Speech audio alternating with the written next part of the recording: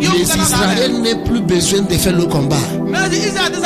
Attends, normalement, l'Israël n'a pas besoin d'aller faire le combat encore. À cause de la présence de cette hache, de cette lâche dans cette camp, Dieu va agir avec le tonnerre. Mais malgré qu'ils soient amenés lâches de l'Éternel, la Bible dit que tout est calme comme il n'y a rien. La Bible dit qu'il n'y a pas aucun bougement. Dans ce jour, 40 000 personnes sont mortes. Les Philistins sont gagnés les Israéliens. Maintenant, quand j'ai regardé le cas là pour voir qu'est-ce qui est la cause qui a fait que malgré les Israéliens a mené l'âge de l'Éternel dans le camp pour pouvoir gagner les Philistins, malgré ça, les Philistins les ont gagnés. Samson, Dieu a croisé sa maman. Dieu a dit à sa maman, tu vas affronter un garçon. Ce garçon-là, à travers lui, tu veux délivrer les enfants d'Israël. Tout Israël sera délivré à travers lui. Qu'est-ce que ça vous dit? Ça veut dire que cet enfant-là a déjà une vision, une mission et un mandat. Il a déjà un objectif, ce qu'il doit faire dans la vie. À part ça, il n'y a pas autre chose. Maintenant, il a dit, quand l'enfant là va se naître, quand on va mettre l'enfant là au monde, que l'arme ne touche pas le cheveu de cet enfant. Que le cheveu de cet enfant là ne doit pas être coupé. Laisse son cheveu commence à être. Parce que c'est son cheveu là qui est sa gloire. Alléluia. Maintenant la Bible dit quand Samson était né, il commençait à grandir. Il commençait à grandir. À un moment donné, on lui a campé pour le tuer. La Bible dit quand les ennemis ont campé Samson pour le tuer, c'est comme on a su que Samson est caché dans une maison dans ce quartier de Koufak. Maintenant tous les soldats sont groupés pour bloquer tous les points pour sortir. À même moment là, on a vu la même Samson. Il a pris sa domaine, arraché la portail de cette quartier. Avec sa main propre, il a arraché ça. Il a pris le portail de ce quartier, ou soit de ce village. Il a pris ça, commencé à monter de montagne. Tout le monde a eu peur. Le gars là est comment? Ça veut dire que la gloire de Dieu est toujours active dans sa vie. Quand la gloire de Dieu est active dans ta vie, rien n'est impossible. Quand la gloire est active dans ta vie, c'est que tu penses que c'est impossible devient possible. L'évidence qui montre que la gloire de Dieu est dans ta vie, c'est quand tu places ta main de faire quelque chose, quelle que soit la difficulté, tu dois réussir dedans.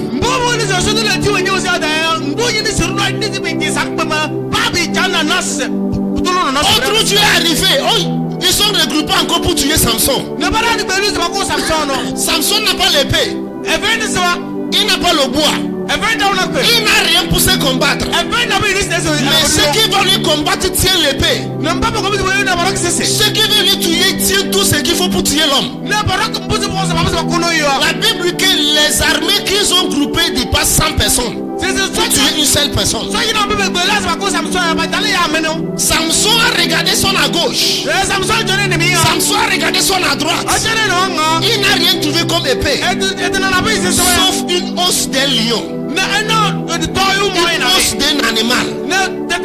La Bible dit qu'il a pris cette os, commencé à défendre lui-même avec os d'animal qui est déjà mort pourri. C'est ça qu'il a pris. Commencé à éliminer ses ennemis un par un, jusqu'à il les a éliminés tous. Ça là, c'est quand la gloire de Dieu existe dans la vie d'un homme.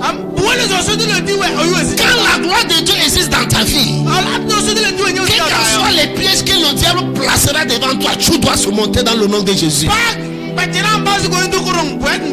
Quels soient les pièges et les tentations que le diable placerait devant toi, tu dois monter sur ça parce que la gloire de Dieu existe sur toi. L'homme qui transporte de la gloire de Dieu ne voit pas des impossibilités. L'homme qui transporte de la gloire de Dieu ne voit pas les échecs. L'homme qui transporte de la gloire de Dieu, toute chose qu'il a fixée, c'est sur des faits achevés. Ça s'achève. Est-ce que je parle à quelqu'un? Maintenant, c'est quoi la gloire de Dieu? La gloire de Dieu, c'est le dépôt de Dieu. C'est un dépôt de caractère de Dieu dans la vie d'un homme. C'est un dépôt de caractère de Dieu dans la vie d'un homme. Quand tu transportes de la gloire de Dieu, quand les gens te voient, ils voient Dieu. Quand tu transportes de la gloire de Dieu, quand une société te voit, ils voient Dieu. Quand tu transportes de la gloire de Dieu, tu ne peux jamais être à l'aise au milieu d'obscurité. Quand tu transportes de la gloire de Dieu, tu ne peux jamais être à l'aise là où on punit les gens. Quand tu transportes de la gloire de Dieu, c'est impossible pour toi d'être au milieu là où on attend de souffrir et faire mal à quelqu'un.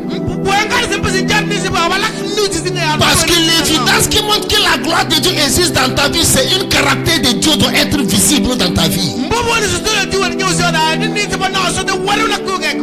Montre-moi un homme qui transporte la gloire de Dieu. Je te montre un homme que rien est impossible pour lui. La gloire de Dieu, c'est autre niveau de la lumière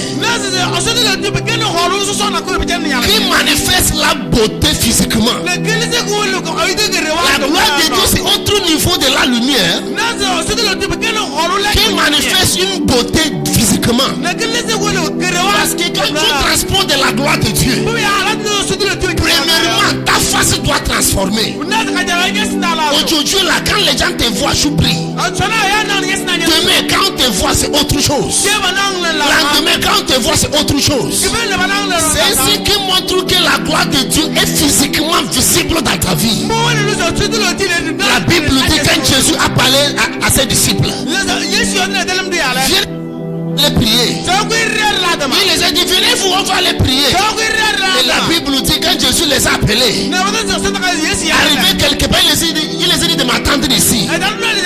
Maintenant Jésus est parti encore un peu devant pour commencer par prier. Pendant qu'il est en train de prier, la Bible dit que deux étranges lui a visité du monde spirituel dans le monde physique. Quand ces deux personnalités lui a visité, après cette rencontre que Jésus a eu avec eux, quand Jésus est revenu de ce montagne, la physionomie de Jésus est changée en même temps. Parce que pourquoi Jésus a touché ce que l'homme n'arrive pas à toucher naturellement. Une des choses qui maintient la gloire de Dieu dans la vie d'un homme, c'est la consistance de la prière. Montre-moi un homme qui est consistant de la gloire de Dieu, c'est un homme qui prie à tout moment. Montre-moi un homme qui transporte de la gloire de Dieu toujours, c'est un homme qui ne cesse pas de prier. Parce que chaque minute ou chaque seconde que tu dépenses dans la présence de la prière, ça change quelque chose dans ta vie. Chaque moment que tu dépenses dans la présence de la prière, ça change quelque chose dans ta vie. Quand tu pries dans la présence de l'Éternel, qu'est-ce que ça vous fait? Ça prend plus de toi et ça te donne plus de sa gloire.